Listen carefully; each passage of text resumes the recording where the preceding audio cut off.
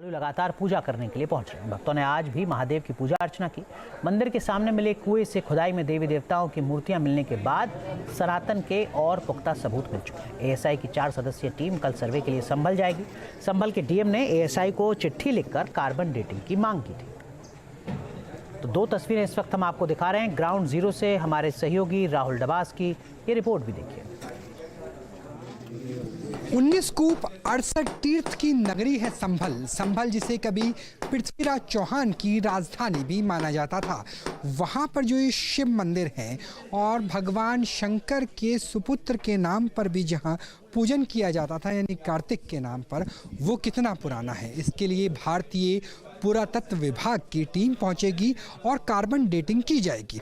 दरअसल हम आपको समझाने की कोशिश कर रहे हैं कि कार्बन डेटिंग किस लिहाज से होगी। सबसे पहले अगर इस इमारत की बात करें, आप देखिए किस तरह से जर्जर अवस्था में है, क्योंकि बीते 40-48 वर्षों से यहाँ पर पूजा पाठ भी नहीं हो रहा था।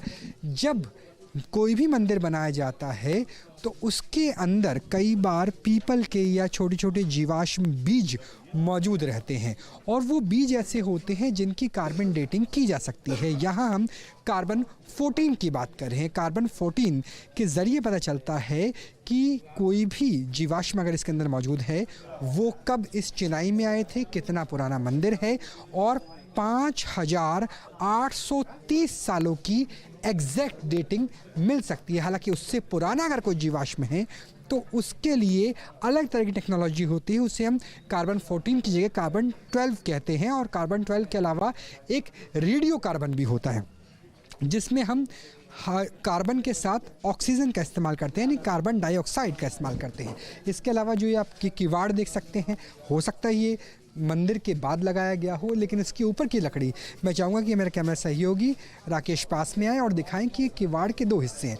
ये हिस्सा जो आमतौर पर नई लकड़ी का है और इसके ऊपर की जो लकड़ी की बात करेंगे, ये लकड़ी जिसके ऊपर पेंट हुआ है, ये ऐसा लगता है कि ये सैकड़ों साल पुरानी होगी, क्योंकि लकड़ी में कार्बन होता है, किसी भी जीवित वस्तु में कार्बन होता है, तो इससे भी डेटिंग लगाई जा सकती है। इसके साथ मैं चाहूँगा कि एक बार अंदर भी आएँ और अंदर आकर के भी आपको दिखाने की कोशिश करें कि किस तरह के जो मंदिर है उसकी स्थिति आपको दिखाते हैं। यहाँ पे जो महिलाएं हैं वो लगातार पूजन कर रही है, पूजा पाठ चल रहा है और यहाँ पर जो शिवलिंग है उसे ठीक किया गया है। हनुमान जी की आप मूर्ति देख सकते हैं जो खंडित अवस्था में थी, उसे ठीक किया गया है। ऊपर आप देखिए कि छत की भी खंडित अवस्था है। तो इसके अंदर से भी, जैसे अगर आपको मैं दिखाने की कोशिश करूं, जहां मेरी उंगली है, यहां से एक छोटी सी भी चीज़ अगर हम यहां से निकालेंगे इसके अंदर से, तो अगर इसके अंदर कोई बीज होगा या कोई ऐसी चीज़ें होंगी, कई बार अगर पुराने ज़माने में जब हम सीमेंट की जगह गारे का इस्तेमाल करते थे तो उसमें गाय के गोबर की बात भी आती थी, उसमें बाकी चीज़ों की बात भी आती थी, जिसके ज़रिए ये पता चल सके कि किस तरीके से चीज़ें यहाँ पर हो सकती है, क्या कोई जीवाश्म का इस्तेमाल किया जा सकता है।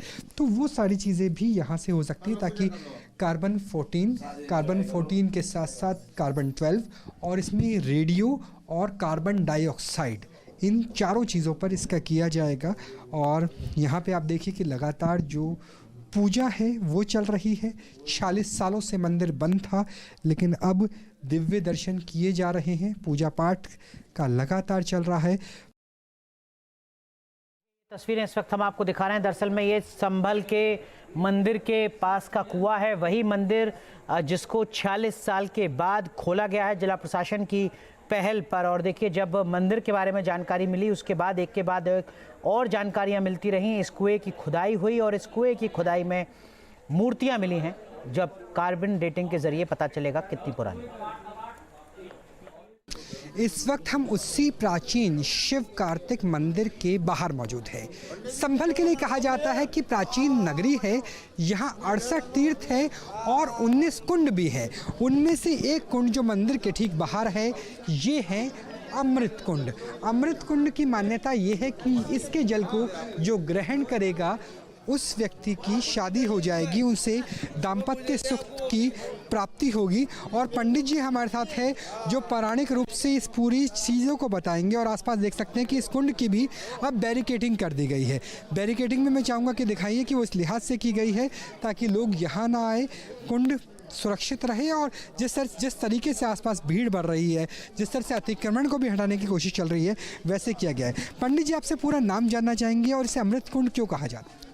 देखिए, मेरा नाम शशिकांत शुक्ल है और मुझे यहाँ पुजारी के पद पर नियुक्त करा गया है और जी प्रशासन की तरफ से सब।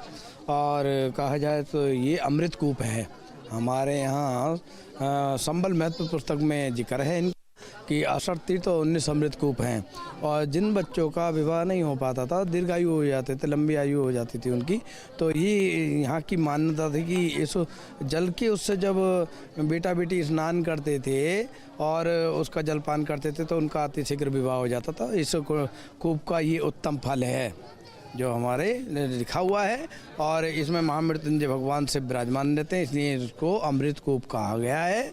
और इसके जल पीने से अकाल मृत्यु शंकर जी के लिए कहा जाता है कि अगर उनके सोमवार के व्रत होंगे तो दाम्पत्य सुख की प्राप्ति होगी। उसी तरीके से जो उनके नाम का ये कुंड है, इसमें भी जो जल है वो अगर लिया जाता है, आचमन किया जाता है, तो उससे भी विवाह सुख की प्राप्ति होगी दाम्पत्य। देखिएगा, हमारे यहाँ ये कहा गया ना कि विवाह भगवान शिव का ही हुआ है, बाकी सब के स्वयंवर हुए हैं, तो भगवान शिव की पद्धति से ही हम ब्राह्मण लोग विवाह कराते हैं। और इसलिए कहा जाता है इस अमृत कूप में भगवान शिव का निवास है कि इसके जलपान करने से अतिशीघ्र विवाह होता है, इसके स्नान करने से अनेकों संकट निवारण होते हैं। और कहा यह गया है कि महामृत्युंजय रूप में भगवान शिव विराजमान होते हैं और जो इस कूप का जल पीता है उसको जो है कभी भी अकाल मृत्यु हरते हैं और दीर्घायु होते हैं। मृत्युंजय जाप का तप है, वो इस जल से भी वही तप की प्राप्ति। देखिएगा, ऐसा है कि महामृत्युंजय जाप जो है वो ये है कि जो डाल पे पका हुआ फल है, बेल है, ककड़ी है या आम है, वो टूट के गिर जाता है। तो महामृत्युंजय का हिंदी अर्थ यही है कि जो भी व्यक्ति है अगर वो ऐसी अवस्था में है कि साहब वो नहीं उठ के कोई कार्य कर सकता तो उसको मोक्ष प्राप्त तो होकर रहे, अनहोनी ना होए। हाँ, तो वो मोक्ष को प्राप्त हो। अगर वो छोटी अवस्था में है तो महामृत्युंजय भगवान से ऐसी उन्हें आशीर्वाद प्रदान करते हैं कि वो दीर्घायु होते हैं। अच्छा, यहाँ पे तो हम देख सकते हैं कि इस पूरे कुंड की बैरिकेडिंग की गई है। विशेष अनुमति के बाद न्यूज़ नेशन भी यहाँ पहुँचा। तो संभल में 46 साल पहले का जख्म आज भी जिंदा है। संभल में 1978 में क्या हुआ था, क्यों हिंदुओं का पलायन हुआ, ग्राउंड जीरो से देखिए संवाददाता राहुल डबास की एक और रिपोर्ट। खग्गोसराय इलाके में न्यूज़ नेशन इस वक्त मौजूद है। मेरे ठीक सामने आप उन प्राचीन शिव मंदिर को भी देख सकते हैं जहां पर आर्कियोलॉजिकल सर्वे ऑफ इंडिया की रिपोर्ट भी आएगी, सर्वे भी किया जाएगा कि कार्बन डेटिंग के अनुसार ये कितने हजार साल पुराना मंदिर हो सकता है। दरअसल 46 सालों से ये पूरा मंदिर परिसर बंद था। उससे पहले पूजा अर्चना की जाती थी रस्तोगी परिवार के द्वारा। लगभग 45 परिवार, 300 के आसपास यहाँ हिंदू लोग रहते थे जो इस मंदिर में पूजा अर्चना सुबह शाम करते थे। उन्हीं के एक सदस्य हमारे साथ बात करने के लिए। रस्तोगी जी, आपका पूरा नाम क्या है? मेरा सुमित रस्तोगी नाम है। सुमित जी, बताइए कि आपके ही परिवार के लोग थे जो इस पूरे इलाके में हिंदू समाज के रूप से बचे हुए थे। क्या स्थिति थी 1978 से पहले, मार्च के महीने से पहले और अप्रैल के महीने के बाद? 29/3/78 का मेरा जन्म है। जिस दिन यहाँ बलबा हुआ था उस दिन मेरा जन्म हुआ था। उसी दिन आपका मेरा उसी दिन जन्म हुआ था। मैंने मम्मी पापा से बात होती है, भैया भाई भाभीयों से, सब लोगों से, हमारा परिवार है, हम सब उनसे पूछते हैं। अम्मा हमारी दादी भी बताती थी हमारा खग्गोसराय में मकान है और वो मकान आज भी हमारे हैंगे मौजूद हैं। अभी हमने उसका भले ही हमने बेचा हो और उसका बैनामा नहीं हुआ है और वो देख करके हम आज भावुक हो रहे हैं। परिवार के हमारे लोग यहाँ पूजा करने भी आए और जब हमने ये देखा 46 साल बाद यहाँ मंदिर खुला तो आज पहली बार हमने यहाँ के दर्शन करे, या पहले हमने करे भी हों छोटे मन पे, तो हमें इतना होश नहीं है।